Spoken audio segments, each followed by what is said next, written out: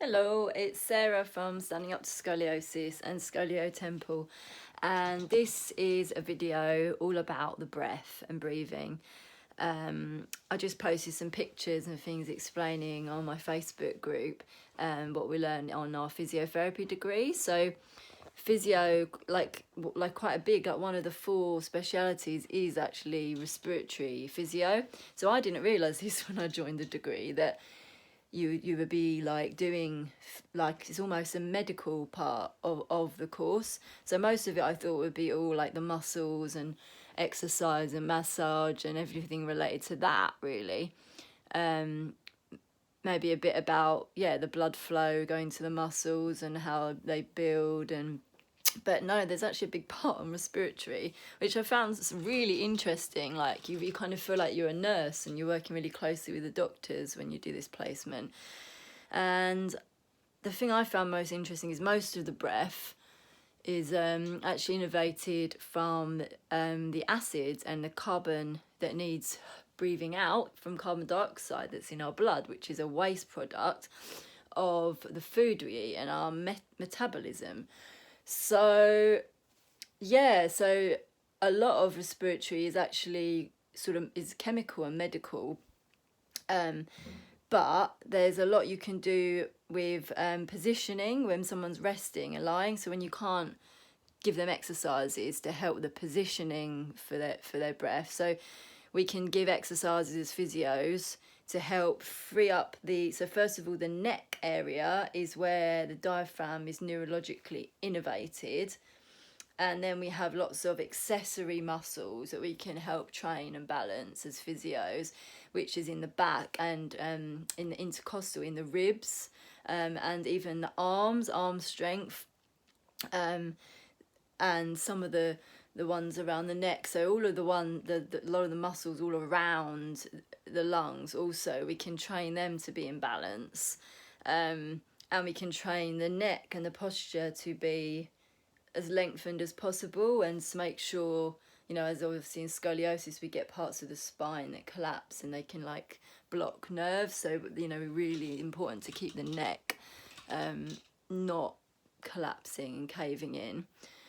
And so the main thing I posted, like, it seems like a lot of people I've spoke to who've had COVID are getting a lot of acid build up in their body, and they're having like similar symptoms to respiratory and metabolic acidosis, which I find quite coincidental that we are trying to cut down on carbon emissions from the environment as a society, because we're suddenly terrified of climate change and all the natural disasters in the world, that suddenly a virus is coming out that's causing such acidosis, such like extreme lung problems that are affecting the nervous system and causing blood clotting and things that are like a bit more extreme than a normal type of coronavirus that's seen. But anyway, I'm not going to go into any sort of conspiratorial videos, because that my page is just about scoliosis. So, but it's definitely clear that if you have a lot of inflammation and previous health conditions in the body, you're going to have more acid that's going to build up in the blood, and you're going to have more likely to catch COVID and get these symptoms. So the first picture I posted in my Facebook group is about positioning. So the proning position is one that's used the most common, where we're tilting head first down. And that is because we're trying to drain fluid upwards so air can get in the lower part of the lungs, because a lot of people, they're having loads of fluid collapsing and pressing, too much pressing on the lungs, and it's restricting the air getting in there. Also, you can get, obviously, if people have got COVID really bad, they're going to have mucus build up as well that needs draining out, and coughing up, expectorating. So yeah, so the proning seems to be the one that is working best for COVID. And yeah, so it's just all about draining fluid and mucus one way and getting more air in the opposite place of the lung. So we're having 2 lobes on the left because of the heart, but 3 on the right. So again, these differences in symmetry throughout the right and left of the body are interesting when you're looking at scoliosis as well. But in scoliosis, we're always positioning a cushion under the rib hump, under the convex side, because the muscle is gripped and overworked on that side. So there is it's kind of close squeezing the lung, and the muscle is like over tight there, so it's not relaxed and the air is not inflating as well. So what we're placing the cushion under the hump to drain fluid the opposite way, like rotate it round, so we can then get more air in that side. I know that PRI will talk a lot about this, like you can use like assisted, you know, where they hold assisted massage techniques to try and help people release, you know, this over gripping on the right side and get more air in that side as well, and to drain the fluid, rotate it round the opposite way, because then if we get fluid on the left, see mine is like the normal right curve left at the bottom, so if we're going to get the fluid more to the left side of the back, we're going to like be able to activate this side that is just caved in and not working. The muscles are just not even really working. It's almost like it's paralyzed. But you know, I find that's where I get my inflammation, and the acid buildup is all on the left side as well. So you know, I don't know if I've had a childhood illness. Apparently I might have had mumps when I was a child, an infection that, you know, maybe affected my nervous system or got in, or I don't really know exactly what caused my scoliosis. I was born back to front breech, so there was an imbalance right from the start, and I tend to absorb a lot of toxins from the environment really easily. I've seen studies about a DNA that's similar to autism and ADHD, where people are really sensitive to toxins in the environment, which is the same, is correlated with scoliosis as well. So anyway, you know, I think that it's clear that we probably all have different causes, but there's some sort of inflammation or toxin or some neurotoxin or something that's caused the buildup of acid and inflammation in the body, and the curve has been created. And if it's in the thoracic, it's, you know, it's especially going to affect your breathing, and lung capacity is reduced in people with scoliosis. So, you know, breathing stuff is very important, and the positioning, you know, so I actually like to do a lot of proning positions to help my scoliosis.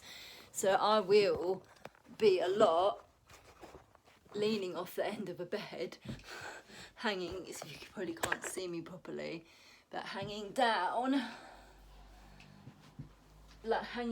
but then working on my accessory muscles, focusing on the left side that is caved in and weak.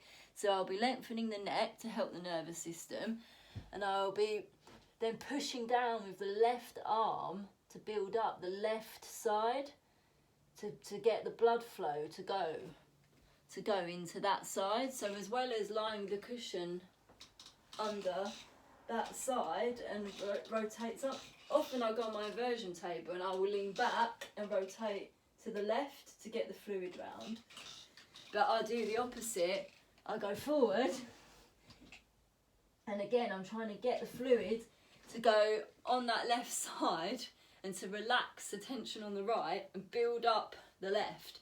So I love inverting upside down. Like, I used to love handstands when I was younger. I was a gymnast, I was flipping and dancing. So I liked all these things naturally. But obviously if you're trying to treat and help scoliosis, you don't go into any extreme, like, that can then make the condition worse. So I think our instinct knows what we like and what feels good. But then we need to just do the bits that feel good and right for us, and not, like, if you're training in any like thing and your posture's out of balance, like gymnastics, you're going to come into issue, you know, a lot of issues. You could make things worse. You could make hyperextension worse, the tension where it already is worse. So yeah, it's important to just, when you're trying to help scoliosis, just do the things that work for you and feel right, rather than the things like try and do everything. Like if you go to a yoga class, you might want to look good in front of everyone else and try and do everything. which is not a good idea, really. So again, when I'm lying in bed, I always lie on my right side. And sometimes I have put a cushion under my right side where my hump is as well. So don't like lying on my left at all. And what else for breathing? And I do the rotational angular. I like to hang as well, particularly, you know, the wall bars. And then again, strengthening the left side of my body, rotating. And I like to get a TheraBand as well, to train my arms, because the stronger arms, I like to hold them and pull them out to help build up the left side again. And so I hold them, take a deep breath in, like an isometric contraction, hold that. So yeah, always like working on the arms and getting the blood flow to the weak sides. And also I love those yoga poses, the Lawrence Fishman ones, where you do, because the left side again is the weak side, it's helping get the blood flow down. So again, that one helps my breathing. And even the half moon pose on the right side, again, is rotating round to the left, and it's helping strengthen the correct accessory muscles for my breathing. I even like to do pull-ups, chin-ups. And another thing I've been focusing on lots, I do like the PRI 2020, which I've mentioned in a video before, where you're going to be lying and putting your feet up at 90 degrees and then pushing down, pushing the hips. So for this one, it's all about getting the pelvis balanced under the diaphragm and supporting that. So that is just as above, so below. It's just as important as getting the length in the neck. We need to get the base and support balanced underneath the diaphragm, so we get the correct fluid pressure in our organs to create breath recoil and the air inflating upwards. In me, my organs are twisted and stuck. I was born with jaundice. It gets tight around my liver and right side all the time, and the bowels. So when you do the 2020, again, I'm always pushing with the left hip and trying to rotate round to the left and to balance that pelvis under the diaphragm. And I like to sit in hot water. I like to sit in baths up to here. Again, I find in hot water, I get more release, and I will do rotations and exercises, deep breathing in the water to help the fluid, help my muscles relax, the fluid come down and the air expand up more, because I'm tight, I'm like highly strung, highly wired. So I just want to relax, anything to relax my system, because if we can't relax, it's hard to get the breath in. We end up hyperventilating and everything gets tight and gripping on, and we don't get air and blood around the system properly to do its job, clear the waste out. You know, we need to relax. So yeah, my best advice to help breathing is don't overdo things. Make sure you rest enough, make sure you're hydrated enough and you're clearing acid out of the body, so you can alkalise with green powders and bicarbonate of soda. And yeah, just keep with your exercises. Keep the blood flowing, keep the exercises, but rest enough.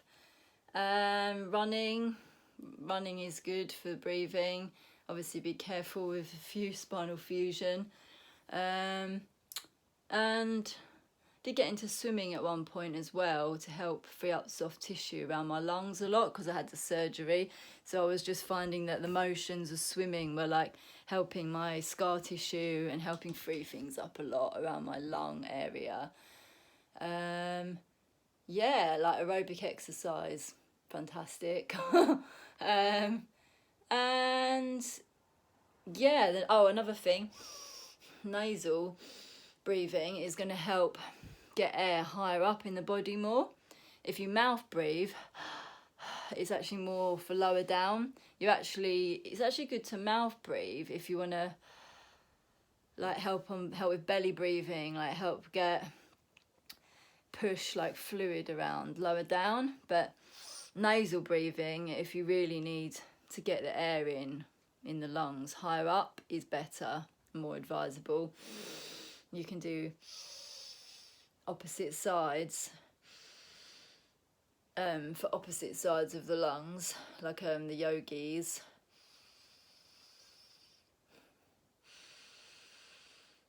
So it's like going opposite ways. Yeah, that's everything I can think of when it comes to breathing. So I hope all of my fellow scoliosis peoples are not catching COVID, or if you are, you're not having lots of problems with your breathing. Obviously, if you've had surgery, your breathing will be even harder because you have lots of scar tissue restricting. You have frozen, sort of paralysed muscles still in there from the surgery. So your massage is so important, and relaxing all that tissue. I supplement to clear. I supplement with lots of amino acids, with NAC, cysteine, arginine, all sorts, to get the blood flowing and the muscles going again. Yeah, I think this video has been probably long enough now. And you might be bored of me talking about breathing and scoliosis and anything connected to COVID. Eat organic, don't eat all that chemical fertilizer, don't eat processed foods. Yeah, I could go on maybe for longer, but I think I'm gonna finish now. So all the best, everyone.